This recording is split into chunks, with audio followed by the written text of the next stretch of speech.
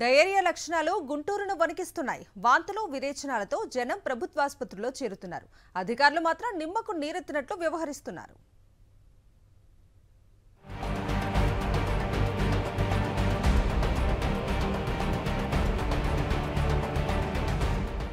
గుంటూరు జిల్లాలో దాదాపు 10 రోజుల నుంచి మంచినీటి పైప్లైన్లు లీక్ అవుతున్నాయి.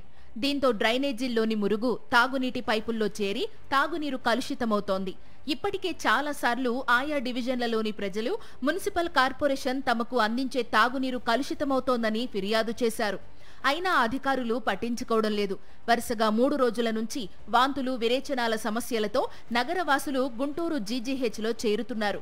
రోజురోజుకు డయేరియా లక్షణాలతో వచ్చే వారి సంఖ్య పెరిగిపోవడంతో ప్రభుత్వాసుపత్రిలో ప్రత్యేకంగా వార్డు ఏర్పాటు చేశారు. ఆ వార్డు కూడా నిండిపోయింది. బెడ్లు ఫుల్ అవడంతో పక్కనే ఉన్న వరండాలో కూడా బెడ్లు ఏర్పాటు చేశారు. విరేచనాలు, కడుపు నొప్పి, వాంతులు తగ్గినలే, విరేచనాలు తగ్గట్లా. 3 రోజుల నుంచి గ్యాప్ లేకుండా వస్తుండే. ఇప్పుడు 40 పైన అయినాయి. చెప్పలేదు మటుకే. గుళ్ళో తాగా మన రామవాడు గుళ్ళో తాగా. ట్యాప్ వాటర్ తాగిన కాడి నుంచి విరిచినాడండి. మామూలుగా మిల్లర్ వాటర్ తాగుతాను, అప్పుడు బాగానే ఉంది. ఈ తాగిన కానీ తేడా పడింది. 4 రోజు బాగానే ఉంటున్నాడు. పొద్దున్న నుంచి నిన్న సాయంత్రం నుంచి మోషన్స్ అయినాయి. అది 15-20 దాకా అయినాయి రాత్రి. అంటే వాళ్ళు చెప్పలేదు, నేను లేను, చెప్పకుండా ఉంచారు. అదే మామూలు మున్సిపల్ వాటర్ తాగే. ప్రభుత్వాసుపత్రిలో చికిత్స పొందుతున్న రోగులను వైసీపీ నేతలు పరామర్శించారు. అధికారుల నిర్లక్ష్యం వల్లే డయేరియా విజృంభిస్తోందని మండిపడ్డారు వైఎస్ఆర్సీపీ నగర అధ్యక్షురాలు నూరి ఫాతిమా. ఎమ్మెల్యేలు ఉదయాన్నే డ్రైనేజీల పక్కన నిలబడి ఫోజులు ఇవ్వడమే తప్ప ప్రజల సమస్యలు పట్టించుకోవడం లేదని ఆగ్రహించారు.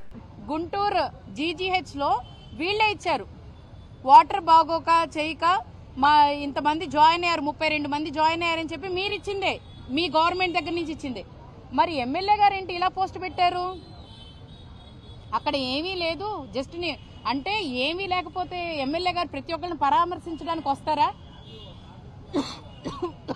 ఒక్కసారి ఆలోచన చేయండి. నిన్న ఎమ్మెల్యే గారు వచ్చారు, ఎమ్మెల్యే గారు వచ్చి 32 మంది ఉన్నారు, మరి నేను వస్తే 60 మంది అయ్యారు.